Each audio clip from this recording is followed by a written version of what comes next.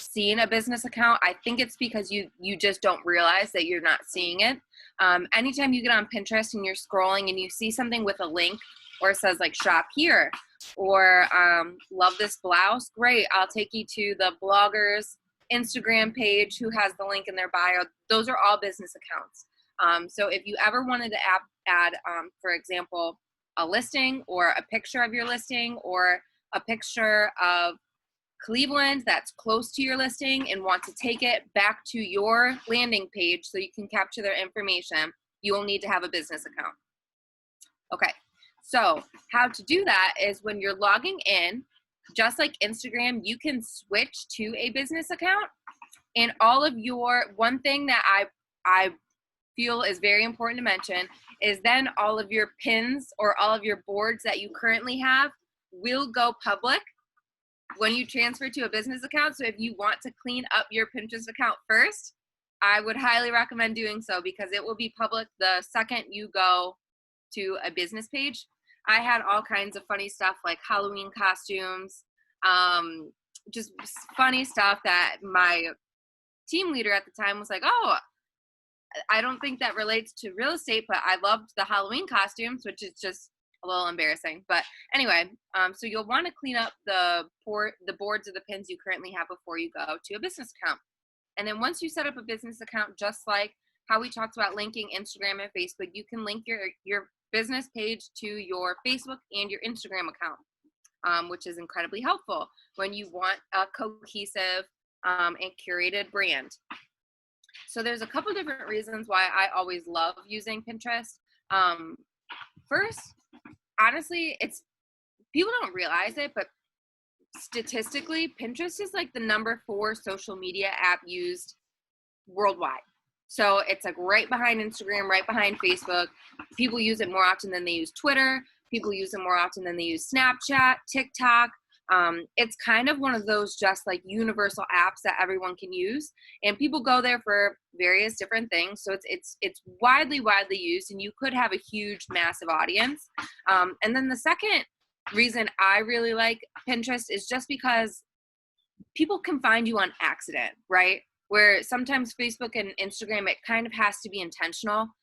They kind of have to search for the exact thing that you're promoting or the brand that you're promoting. Where Pinterest, I don't know about you, but sometimes I find stuff accidentally and then I'll automatically follow it and then I'll keep looking back and then I get these ideas, and then 2 months later, Tanner built me a shiplap wall in my bathroom that I didn't know that I needed. So it's really cool because sometimes you don't have to be so intentional. And if you're a creative person or if you've hired a creative person, this is sometimes where they can kind of shine. And it's sometimes maybe a little bit more of an outlet than it is so rigid and so strategic on Facebook and Instagram, if that makes sense. And then the final reason I really love it is honestly just because no one else is doing it, right? So I don't know too many other realtors that kill it or are using Pinterest at an incredibly high level. And I love when CJ always says, like, when other people are zigging, you should be zagging to get the most out of your business. And this is a huge untapped opportunity that a lot of other realtors aren't using right now. So those are the reasons why I love it. And then to get started, so just like Instagram and just like Facebook, how we went over using the app the best, we're going to do that again today. Does anyone have any questions about creating the professional or the business account for Pinterest before we get started? Okay, sounds good. Karen, you're muted. Yeah, one question. So in your business Pinterest account, what is yours so I can look at it and see how you've got yours set up? How do I find yours? I have a different name on Pinterest for some reason. I think Kate Sells Ohio was taken. So I will look and I'll send it to you via email after the class. Thank you. Yeah, I don't know how to do it at all. I don't know how to set up a. Did you already do that? Because I came 5 minutes late. Yeah, we did. Oh, okay. Don't worry about it then. Honestly, it's so easy. It's really just like Instagram. You can switch to a professional or a business account right from your personal.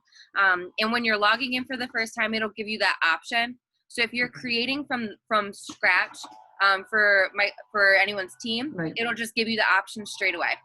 Okay. And if I'm you also recording, so if you send me an email, I can email this to you after, okay?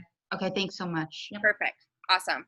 So just like Instagram and Facebook, you're going to want to be really conscious about your content that you're putting on Pinterest. So just to get started, I'll go over some of the things that I was posting on Pinterest regularly.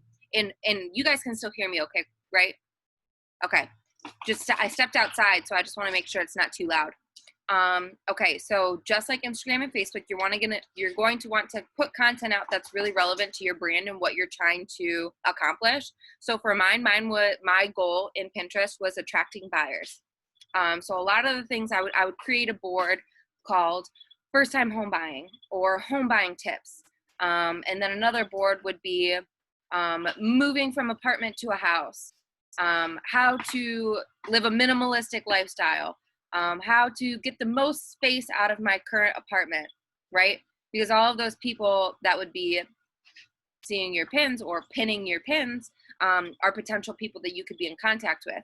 Now, I know it's a little bit different because Pinterest is so global, so a lot of these people might be in like Seattle or in where have you. Now, the cool part about Pinterest is once you've created all of these boards, you can start sharing it to your other streams of social media, and it almost looks like a blog. Like you're creating a blog on Pinterest, if that makes sense. So all of a sudden you have all of these great boards and it's really relevant to the goal that you're trying to achieve. And instead of getting just a lot of pins on Pinterest, okay, let's take it to the next step. Now my board has 250 pinners and I'm ready to share it with my social media. So when you share it to your Facebook or your Instagram, it looks like you've written a blog. So for all your social media users, you could say like, wow, I've always wanted to learn what my next steps are to create a minimalistic lifestyle or transition into a house from an apartment. What does that look like? And then it'll redirect you right back to your Pinterest account. So that's one question I would definitely ask myself before I get started and sit down and create my different boards. And you can have subboards and subboards of a main board. So if your main board is just house hunting, you can have subboards of like tips and tricks for sellers to sell their house quickly or marketing strategies your realtor should be using, et cetera, et cetera. So if you wanted to go more of just a vague route, you absolutely can. I personally found I got more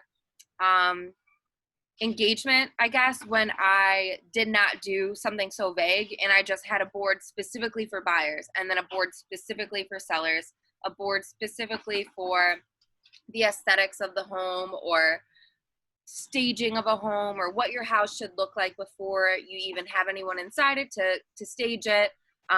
It really should be a lot more specific. And when you're first getting started, don't beat yourself up and it's progress over perfection, right? So don't beat yourself up and not share anything or not do it because you're overwhelmed. It's totally fine to start vague. And once you kind of get into the rhythm and see the return you're looking for, then you can spend a little bit more time in it and get a little bit more crafty, right? Okay. So just like Instagram, it's really important to pin consistently. And with that, you're specifically wanting to create captivating content. So Pinterest only works if you do.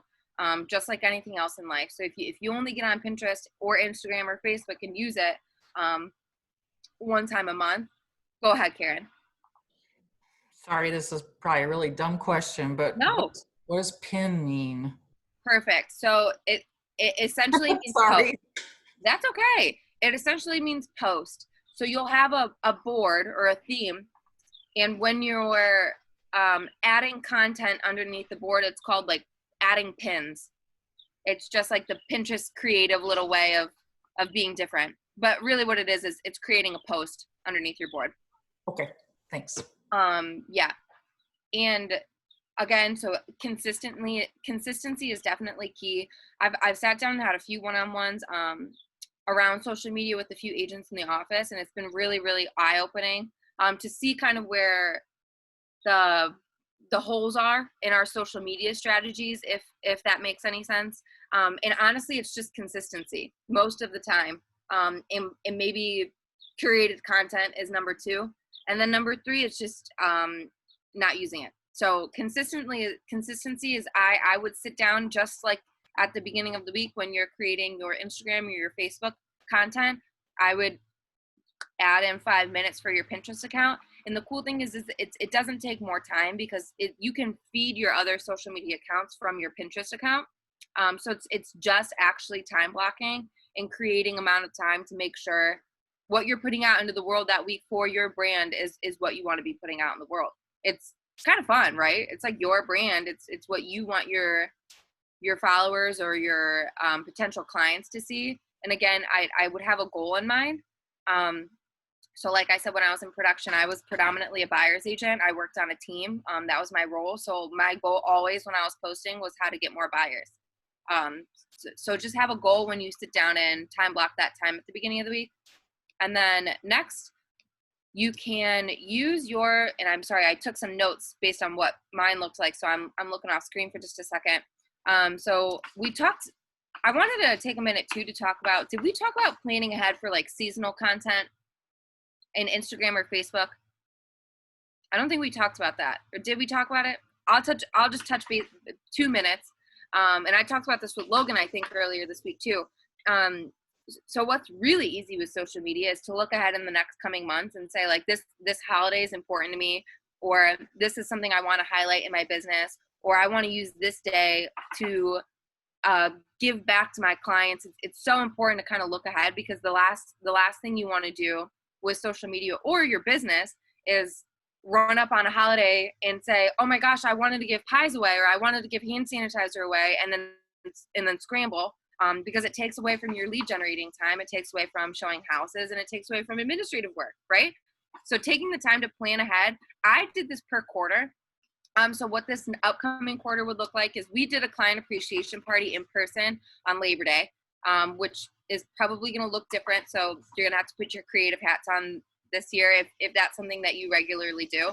But we would say our in-person event is in about 2 months now, right? Or about a month and a half. And what are we going to do on social media that's going to like tease it? And then how are we going to promote it? So a lot of our Pinterest board would be, it would be called Client Appreciation Party. And we would pin fun little pies and fun little client gifts and fun little ideas for summer.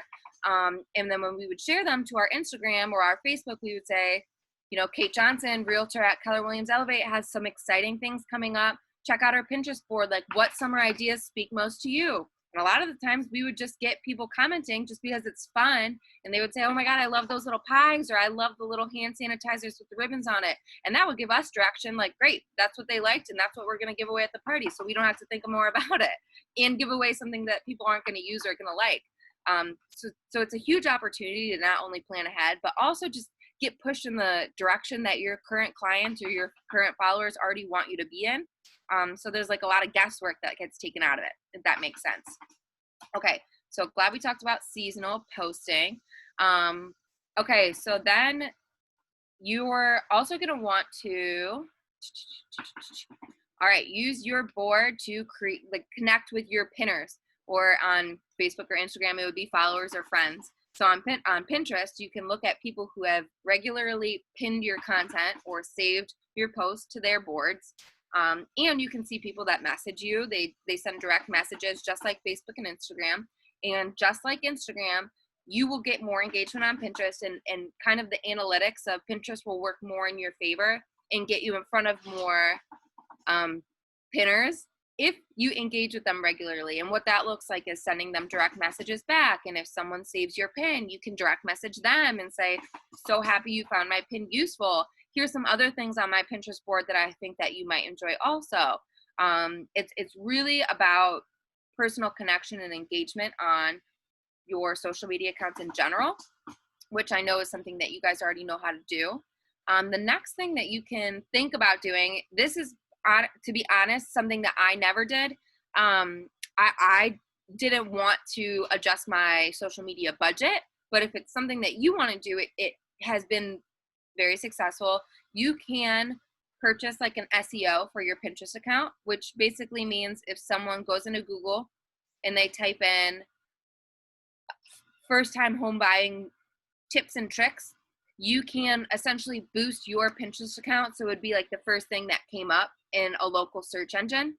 I am not an expert in this, and I can still try to help you if that's something that you want to do. For me, the return wasn't high enough. It was, and I was on a team, so for me, it didn't make a ton of sense to do it as a teamed agent when we already had a team branded Okay. search engine account already out there. But as a single agent or as a small team or as a rainmaker, if that's something that you're interested in, I can definitely go over how to purchase or how to boost all of your social media accounts really for optimal SEO. It's quite expensive. Sometimes it can be upwards of $20 a week. So when you're looking at the grand scheme of things, it's not necessarily something I'd recommend doing throughout an entire year. And I would be really strategic about that. So in my experience in real estate, first-time home buyers come out of the woodwork in like March, right? For me, at least, that's what they always did. They're like, I heard spring's the best time to buy. Like, what do I need? Like, what do I need to get started? So for me, I would buy an SEO in February, March, April, and May, because that's when I had the most return personally.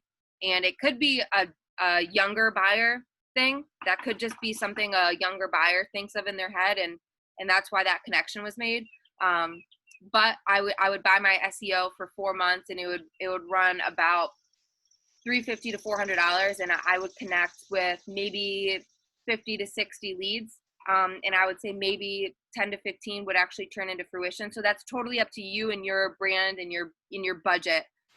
Whether that's something that sounds like something that fits, that's up to you, and I can have a different conversation with you guys about that. But I want to keep going. There's so much on Pinterest that I want to cover, and I know I want to be respectful of your time. I'm going to skip to the last two things I have because I think these are the most valuable. So with a business account, you want to make it so easy for pinners or followers to shop, which by shop, you're like, I'm not selling anything, but you are. You're selling local listings. You're selling the MLS. You're selling yourself. So when we talk about making things easy to purchase on Pinterest, if your link that you're embedding in your Pinterest post is your landing page, I would highly, highly suggest that your landing page has an option for people to look at local homes in the area. Or it's your app, or it's your Facebook ad landing page that you're running at the same time. So when people click on a pin and they're like, oh my gosh, I love what Karen just pinned. I think that's a picture of a house that she has listed, because you have an option to have a caption on Pinterest. So say like, check out this amazing house in Chagrin Falls. So make it so easy for pinners to get to the actual listing or the photos of that house. So if you only pin the front photo or the amazing kitchen or a secluded back deck, make it really easy for them to immediately click on the pin, go to the link of the MLS or wherever you're advertising this listing, and have them be able to see the whole thing. Because the first thing people do is click on the link, and if it doesn't work once, they might go to your page and try to look again, but they are not going to be that loyal on the internet. They're not going to continue to look. You have to make it so easy for them to find exactly what they're looking for. And if you have questions about embedding links, it's so easy, and you can just Google like embedding a link on a Pinterest post, and it'll give you step by step. And if you still need help, again, I know social media it's not everyone's bread and butter. So if you need help embedding links, I'm more than happy to help. And then the last thing is target the right pinners with ads. So I'm not sure, and again, I think it comes back to that, like, I think you've all seen business accounts on Pinterest and you just haven't even noticed it. There are also ads directed at you on Pinterest every single day. So based on, it's really similar to Facebook. I know everyone has said, or at least heard, like you'll be in your kitchen talking to your girlfriend about sangria, and then all of a sudden you hop on Facebook and there's a sangria ingredient tab, right? It's so weird, but that's how Pinterest works too. So based on their current searches or their last searches or their old Pinterest boards, ads can get directed at pinners from around the world, which again is sometimes overwhelming for a local real estate agent, but creating a brand that's purposeful and intentional is really important either way. So when you create ads on Pinterest, it's just like Facebook and Instagram. There's going to have to be a goal behind it. So never hop on and just say, I'm going to boost a Pinterest post of my listing. It's like, oh, okay, Well, what's the goal behind that? Are you looking for buyers? Are you looking to just sell this one listing? Are you looking for other sellers? Are you looking for a stager? Are you looking for someone who wants to work with a local realtor in the area? Are you looking for a partnership? There's a lot of different things realtors can do to get more business. So just always be conscious of the goal behind your ad.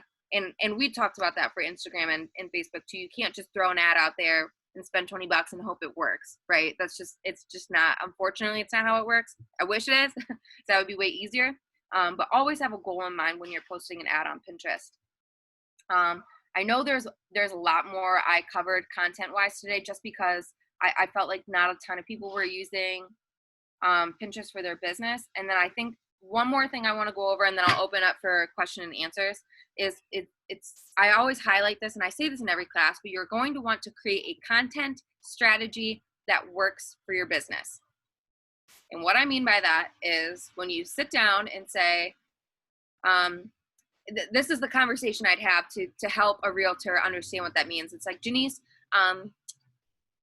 what do you feel like your top 3, if you had a niche in your business, what do you think that would look like? Is it working with first-time home buyers? Is it working with VA buyers? Is it working with sellers who are moving out of state? Is there a niche in your business right now that you see? Or is there a niche that you want to see in your business? I would probably say I'm seeing probably first-time home buyers. Okay, and is that something that you enjoy doing for now? Mm-hmm. I do. Okay, so that was also mine. And I think I told you guys in the Instagram class, I always talked about 3 things in a lot of my posts. First time home buying and building millennial wealth. I worked with a lot of people my age. Women in business. I love supporting other women in business because I think a lot of people don't realize that female realtors are owning their own business, right? Which is powerful. And then 3, I love Cleveland. So those were my niches or niches. I don't know if I'm pronouncing that correctly, but those were my things. So everything I posted about was about one of those 3 things. So I would challenge you to sit down and say, okay, what are like the 3 things every single day? If I helped one of these 3 people, I win the day. What I would challenge you to sit down and think about that, because that's incredibly important. And once other people start noticing that's your brand, by the way. Your niches in your business, or your niches in the business, that's your brand. So when you sit down and really think about those 3 things, and have that in the back of your mind when you're pinning, when you're tweeting, when you're on Instagram, when you're on Facebook, when you're creating ads, when you're making a blog post, it's going to be more effective than just screenshotting something on Pinterest that says, here's a first-time home buying tip. It doesn't mean anything when it's coming from someone else, because people want to work with you. People want to know why they should hire you. What's important to you that's also important to them, and then what's the partnership look like from there? Because like I said, if social media was easier, it didn't take time, everybody would be a rock star, and that'd be the only way they were getting business. But it's just not. And so I would say 60% of my business came from social media, and it was free most of the time. And all it took was sitting down, asking those tough questions, right? Because it's not always what you want to be. I didn't always want to work with first-time home buyers. I wanted to sell listings a lot of the time. But it's really important to recognize where you're at in your business now, and own it, and work towards a goal of what you want in the future, and how you can transition that smoothly, and how you can transition your brand. Because it does look cheesy and very salesy if you're just constantly posting about listing homes when you've never listed a lot of homes. It's kind of phony. And by the way, a lot of people won't even know if you've never sold a house or never listed a house, because social media is a nice little comfort blanket that we can pull up sometimes. But always want to be true to yourself and be super authentic. That's how the business is mostly going to be attracted to you. Okay, so let's do some questions and answers before our time runs out. Who has any kind of questions or any ahas too? I want to make sure that these classes are still valuable, so you guys don't feel like you have to get on and listen to me ramble every Tuesday. I love that you can create, it sounds like fun to do, even just to create a board specific to the things you're passionate about in your role. So before I create my business page, I'm going to have to delete some of the random boards that I have. So You can, in addition to your personal account, create a business account. So you can have two separate if you want to keep all of those pins. Okay. Personally, I made my fiance make a Pinterest account, and every time I saw a recipe, I'd be like, "Ooh, save that on your Pinterest," so I didn't have to keep going back and forth. And by the way, if you love to cook, or you love to sew, or you love to craft, like make that into your brand. Like that, it's no problem to have personal. Like I said, I never had two business. I never had two Instagrams. I never had two Facebooks. I always integrated my personal with my business. The only thing I think is, it's like, for me, it was embarrassing when people were like, "Oh, I know what Kate's going to be for Halloween for the next 15 years because has it pinned crazily." So that was the only thing I would be like kind of weary about. But if you love recipes or you love to cook and you're pinning healthy dinner recipes, that is totally fine. That's totally fine. My Pinterest account. I wondered why you're talking about recipes. I do that.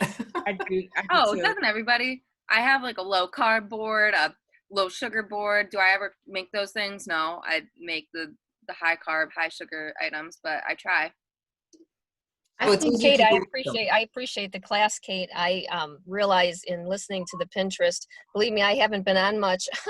I'm going to hire somebody to do all this for me because it's pretty overwhelming. When I look at, when I look at everything, I primarily work by referral, but I still want to get that branded out there. So I really appreciate you doing these classes. And my big aha is, the person I'm seeking is going to be, very, very good with this.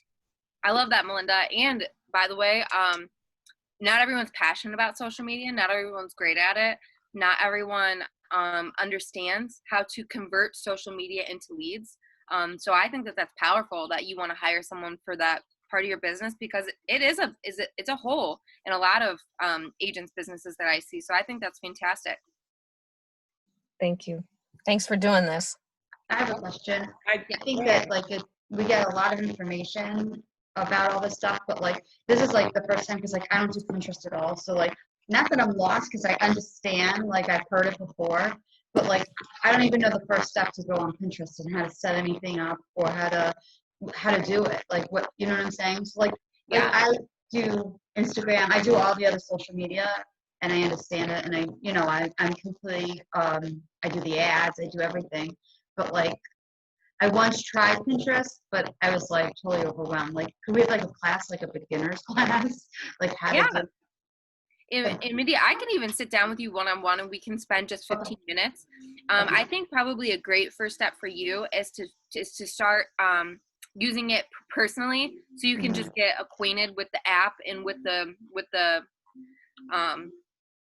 website. If you do it on your computer or you do it on your Right. phone, I think the first step is just to get familiar. So if you want to make a personal account and just kind of browse and see what that looks like for you, Okay. I think that's a great first step. And then after you have that downloaded and kind of set up, I'd be more than happy to spend 15 minutes and say, this is the next step. This is the Okay. next step for sure. Okay, thank you. Of course. So now you have me over here looking at my Pinterest account to see what I may want to keep and delete. But I did not know. I mean, this has been very enlightening. I did not know it was a business portion to Pinterest. I mean, I've had Pinterest for, gosh, I would probably say 8 or 9 years, and I have never known it to be a business page. So that is very interesting. And I do just kudos to everything you've shared. I think my only thing I may cause some red flags is not red flags, but people does she drink a lot? I have a whole lot of drink pictures of drinks I've never made, but things I'm oh, that might taste good. And I'm I know. I don't want people to think I'm alcoholic. I feel I have a wedding Pinterest board, so I have open bar ideas or different kind of signature drinks. So I relate to that. I do. And I think maybe just have a couple, not hundreds. That might give the wrong idea. But again, it's totally fine. I always 100% say it is okay to have your personality shine through your business. That is part of your brand.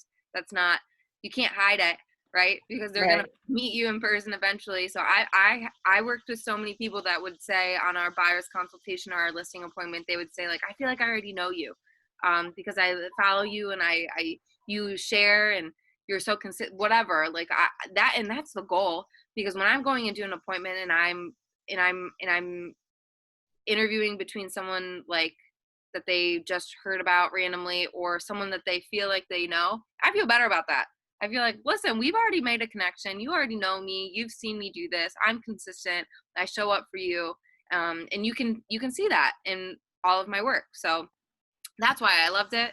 And I think too, just with this like 2020 just way of life, like my clients literally would ask me the day they close, like, when are you going to post my picture on your social media? Or like, when are you going to post that my house closed so I can share it? Like, that is the way of the world now. Like, people love to be on social media. They love to just be talking about their life on social media. And that's just the way the world is. So for me, I just took advantage of it because I was like, if this is what everybody is going to do, I'm going to try to be the best at it. So I'm number one when it comes to social media and business. Do you know how much business you received from Pinterest? Just like what that looks like? I would say, that's a hard one. So I think for me, Pinterest was, it was a really easy way to kind of like break the ice with some buyers that like I didn't know that well. So when I would share it on my Instagram or share it on my Facebook, I would notice people that didn't know me that well would like and comment on those because it's like not personal.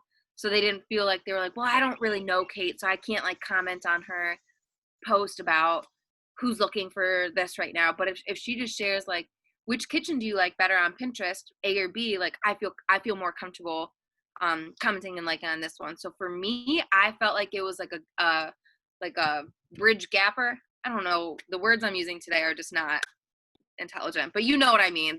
It was like a buffer to get to the actual social media stuff. So I would say probably maybe like 4 people ever total I've captured via Pinterest. But based on like the 10 minutes I would spend on it a day and it's fun and I enjoyed it personally, I felt like it was definitely worth the ROI. And by the way, you can do these like laying in bed at night if you want to just use your Pinterest account in a fun way to start. You can literally do this after dinner or sitting at an appointment, at a doctor's office, at a sporting event. Literally, you can just do it for fun first to get acquainted and then dive in strategically later. But yeah, awesome. Well, if there's no other questions, Thank you so much. Of course, it's my pleasure. So I did get a request, I think from Karen last week, to do a LinkedIn class. So I will just be honest, I am not an expert in LinkedIn. So I think we are going to go a different route. And I think we're going to have someone from LinkedIn do a virtual class that's like actually from LinkedIn. So they could talk about everything. Cause I would feel kind of like a phony. Cause I don't know. I'd have to like learn it in a week. And I don't feel good about that. So I think we're going to have someone from LinkedIn teach a course. And then next week we're going to go over Canva. So how to create your own content. If you don't want to share other people's stuff on Pinterest and Instagram, how to create your own graphics and pictures. And then we're going to wrap up the series. And then we'll do the series again sometime, or if you guys want to do one-on-ones after that or have any requests, we'll talk about it. But for me, that's all I planned. So next week might be the last one for a little bit, and then we'll do some one-on-ones. Does that sound good to everybody else? Yes. Awesome. Yes. Thank you. Thank you so much. Of course. My pleasure. I will see Thank you. you. All next Thank you. week. Thank you for tuning in every week. I know it's a lot of me Thank you. talking, but all right. I'll talk to you all soon. All right. Thank you. Bye. Bye-bye. Bye. Mhm.